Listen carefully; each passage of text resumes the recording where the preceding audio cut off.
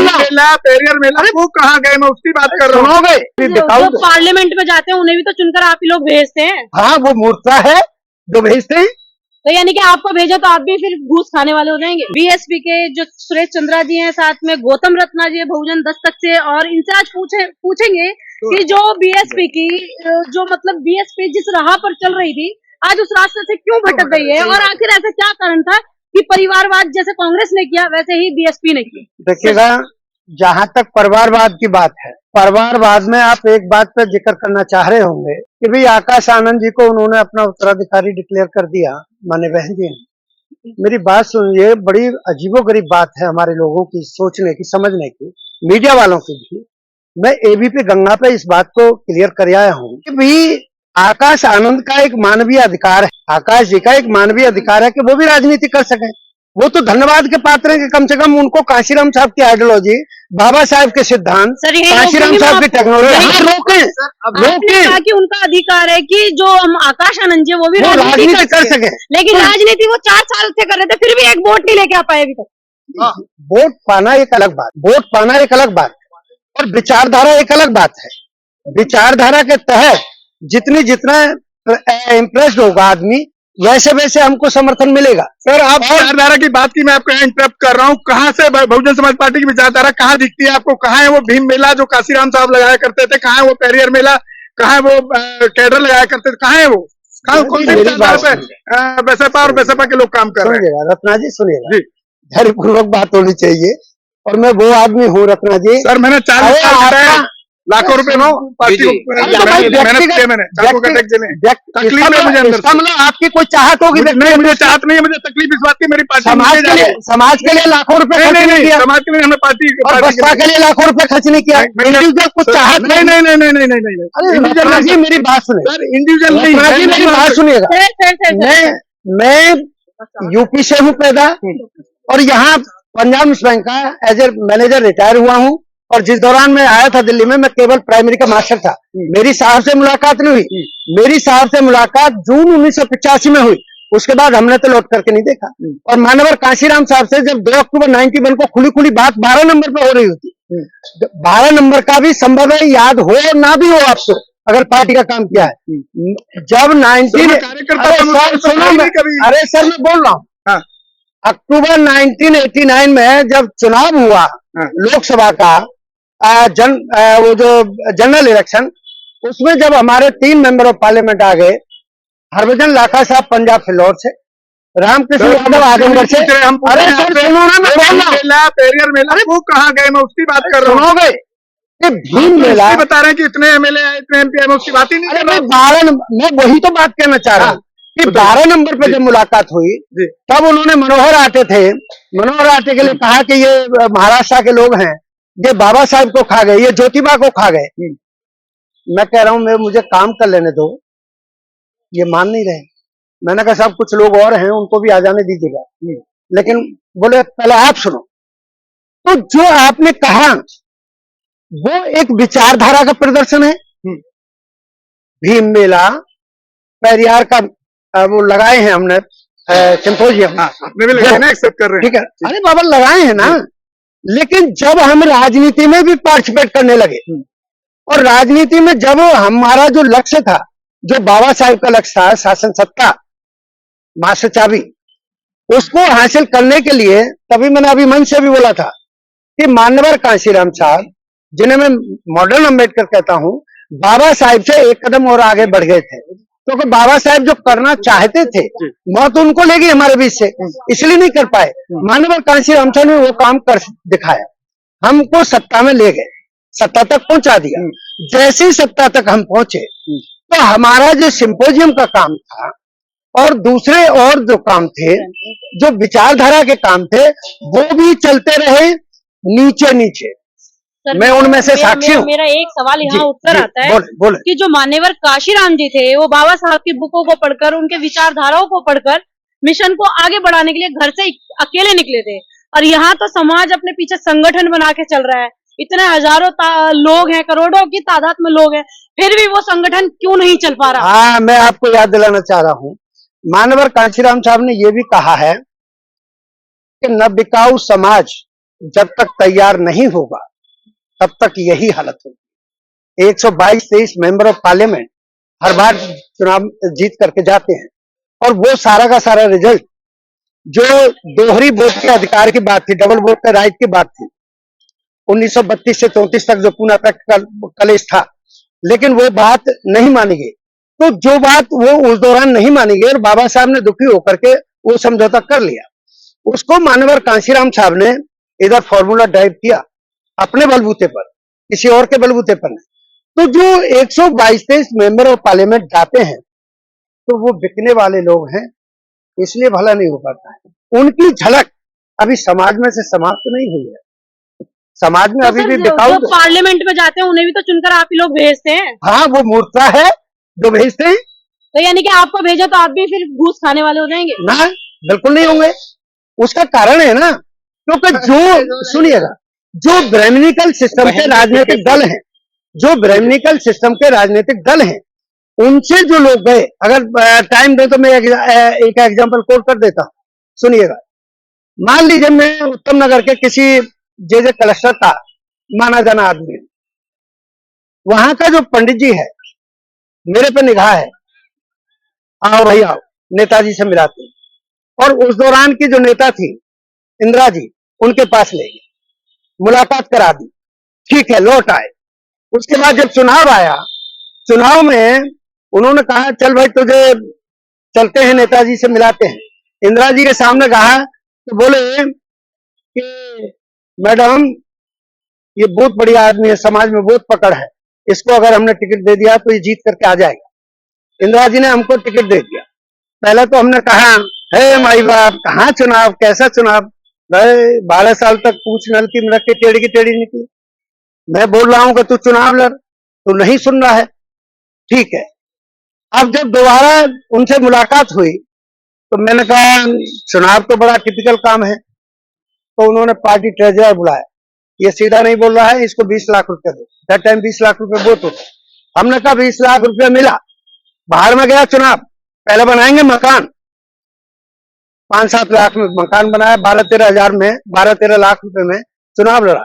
चूंकि एक नंबर का राजनीतिक दल कांग्रेस, हम चुनाव जीत गए। जैसे जीत गए और वहां वही पुरोहित फिर हमको ले जाता है इंदिरा जी के पास, हाँ भाई जीता है, जी जीता है जी। आप पार्टी पे बात करिए, आप वही तो एग्जाम्पल, वही तो है, वही तो है, मैं वही तो है। हमारे नेताओं का, रत्ना जी, हमारे नेताओं का व्यवहार वही है। हम ये मान लीजिए कहना चाहते हैं कि जो नाम की आप बात कर रहे हैं, सुनिए, वो साहब ने जो तैयार किया ना, नाम बिकाऊ समाज तैयार किया, कितना तैयार, अरे बाबूजी 6743 जातियों में ना, अरे सुन तो लो रत्ना जी, 6743 जातियों में से केवल 500-600 जातियों तक हम पहुंच पाए। मानव कांशीराम तैयार नहीं हुआ, केवल पहुंच पाए, सब आप लोग सत्ता में पहुंच पाए। हाँ, उसका रिजल्ट आया, यहाँ तक पहुंचता रिजल्ट को कितना संभाल पाए बहन जी, ये बताइए। उसका क्यों कर नहीं रहे, कहाँ संभाल पाए आप, क्यों नहीं, क्यों आपका वोटिंग परसेंटेज ग्राफ कैसे डाउन चला गया, कितना चला गया? अरे आप अरे बताओ ना, आप बोलो। अभी 12% रह गया आपका यूपी में, क्या हुआ, इलेक्शन क्या हुआ? तो फिर अब तो अरे भाई मेरी बात सुनिए, मेरा एक सवाल, राम साहब ने बनाया, मेरी बात, ये कड़वा सच है। साहब के टाइम में इतना वोट परसेंटेज नहीं था सर। मेरा आपके पास अगर आंकड़े हैं तो बात करिएगा। सीएम कब बनी थी तब साहब जिंदा नहीं थे, साहब जिंदा बनी तब साहब जिंदा नहीं थे। परसेंटेज इतना नहीं था। आपको जानकारी होगी कि जब 1993 में मुलायम सिंह जी को चीफ मिनिस्टर बनाया तब हमारा वोट परसेंटेज क्या था, लेकिन एक नारा उस दौरान काम किया था, मिले मुलायम कांशीराम हवा में उड़ के जय श्री राम। अभी वो नारे कहाँ चले गए, वही तो मैं पूछ रहा हूँ आपसे। देखिएगा, वो कांशीराम साहब या माननीय बहन जी का नारा नहीं था, मेरे जैसे कार्यकर्ताओं का नारा था। और उसी पर सुदर्शन टीवी, सुनेगा, जो आज तक पर आजकल शशि तुषार शर्मा वो समाचार पढ़ती है, उस लड़की ने मेरे से पूछा था कि चंद्रा जी आपका वो नारा कहाँ गया, मैं कौन सा, तिलक तराजू और तलवार, ना भैया वो हमारा नारा नहीं है। ये तो फिर कहाँ से आ गया? अरे तुम मीडिया वाले लोग मुआम में जाकर के किसके मुंह पर माइक रख करके क्या कहलवा दो, ना हमारा नहीं था। नहीं तो मेरा चैलेंज है, उस मंच का नाम बताएं, वो डेट बताएं, वो स्थान बताएं जहां पर माननीय कांशीराम साहब को ये नारा लगाते हुए सुना हो और देखा हो, माननीय बहन जी को देखा हो, सुना हो। और हो सकता है इनसे आज टेलीफोन पे तो इनसे बातचीत हुई है, तो इस तरह करके मैंने वो सिद्ध कर दिया। फिर मेरे से एक बार चर्चा हुई सहारा समाचार पर, बोले उसमें गूगल पे देखो। मगर गूगल क्या बवाल है। मेरा सर आप दोनों से एक सवाल है, चंद्रा जी से और गौतम जी से। आप दोनों वही शख्स हैं जो मान्यवर काशीराम जी के साथ काम कर चुके हैं। इन्होंने छोड़ दिया, मैंने नहीं छोड़ा। मैं वही बोल रही हूँ सर, आपने छोड़ा आदमी के पास कोई ज्ञान नहीं होता। लेकिन आप दोनों के पास मान्यवर काशीराम जी का ज्ञान है, फिर भी ना समाज में लड़ाई नहीं। अरे जो क्लास छोड़ जाए उसके पास क्लास का क्या ज्ञान रह गया, किताबों का क्या ज्ञान रह गया, पढ़ना लिखना छोड़ गया। मान्यवर काशीराम जी के जाने के बाद वो आज भी लड़ाई लड़ रहे हैं। मैंने ये नहीं कहा आपको छोड़, मैं तो जानता हूँ, मैं जान रहा हूँ, सवाल कर रहा हूँ प्रदेश पर, जिसकी वजह से मेरे प्रदेश समाज पीछे जा रहा है। मुझे दर्द है। रत्ना जी बात सुनिए, आप उस आदमी से बात कर रहे हो, करने के लिए आप क्या कर रहे हैं, ये सवाल है। आप इस टाइम बात सुनेगा, आप उस आदमी से बात कर रहे हो जो आदमी जमीन का ग्राउंड लेवल का है। हम आपसे बात करें, ग्राउंड लेवल पे बात करूं, आपके माध्यम से बताना चाहते हैं। मैंने आपको अपने किन्हीं भी कार्यक्रम में, प्रदेश की मीटिंगों में मैंने ऐसे नहीं देखा कि रत्ना जी। अच्छा, मतलब आप जो प्रदेश की मीटिंग में आएगा वही पार्टी। तो मेरी बहन जो कह रही है, कार्यकर्ता जो बहन कह रही है, जो बहन कह रही है, मेरे पास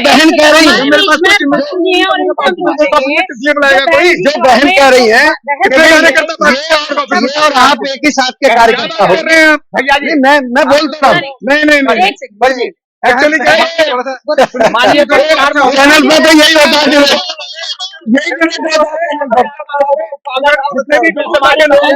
वो अपने से आगे किसी को बढ़ने भी नहीं देना चाहते पार्टी में। नहीं ये देखिए केवल बसपा के लिए नहीं है, बता रहा हूँ मैं आपको। अरे सर ये फॉर्मूला किसी को मिलने तक के लिए कार्यकर्ता कौन जाता है आपके भैया, ये फॉर्मूला बसपा पे लागू नहीं, कार्यकर्ता जाते हैं आपके। किसी भी राजनीतिक दल में जाइएगा धूल में ना बोलो पता नहीं, बोलो ना, बहुत दुख की घड़ी है। पदाधिकारी नहीं, मैं बेटे से मिली हो, मेरा 1 करोड़ का चैलेंज है, मैं 1 करोड़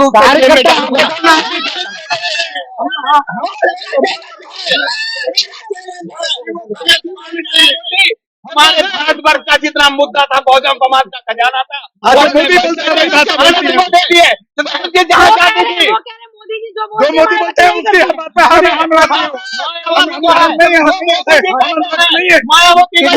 मोदी जी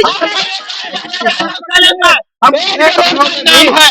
बहन जी जहाँ जाती थी हम लोग का काम करते थे, शादी का मुफ्त देते थे। चंद्रा सर वो कह रहे हैं कि ये दोनों स्वार्थी लोग हैं। इन्होंने एक ढेला नहीं खर्चा बसपा के खातिर और बामशेप की खातिर, विचारधारा की खातिर, लेकिन लड़ने के लिए तैयार है। अरे ये चुनाव लड़ने के लिए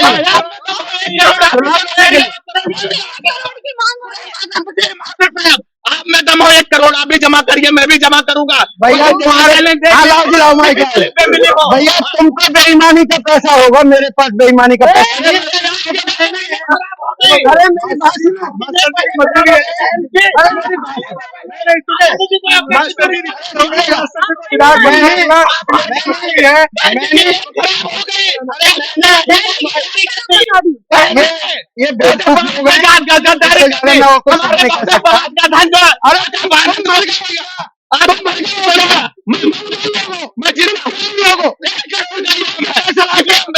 ये बाबा साहब हमारे 1 करोड़ का इनाम है।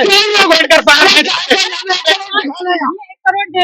आदमी काम 1 करोड़ देंगे, हम इलाज कराएंगे।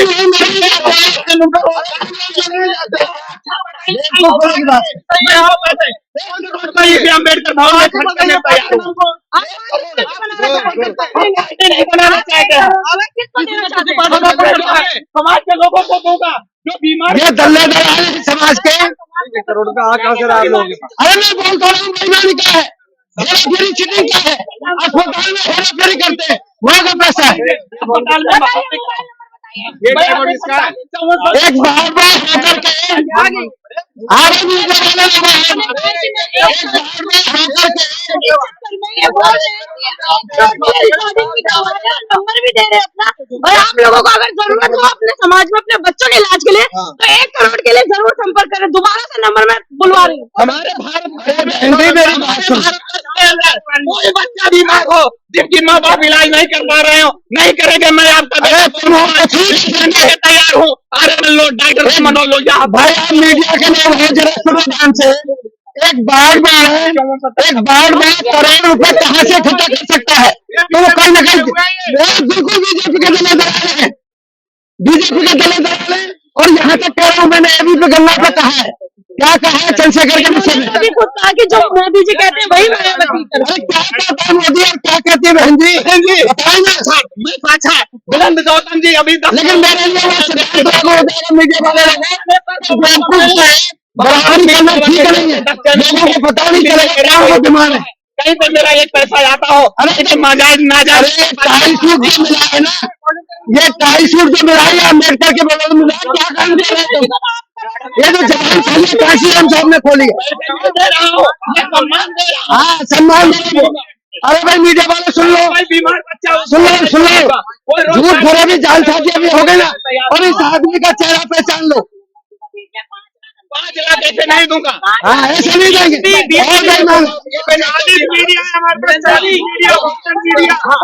हमारे चैनल बहुजन दस्तक को लाइक, शेयर, सब्सक्राइब देखना मत भूलिएगा। जय भीम, जय भारत, जय संविधान। नमो बुद्धाय। धन्यवाद। चैनल आर्थिक समस्या से गुजर रहा है।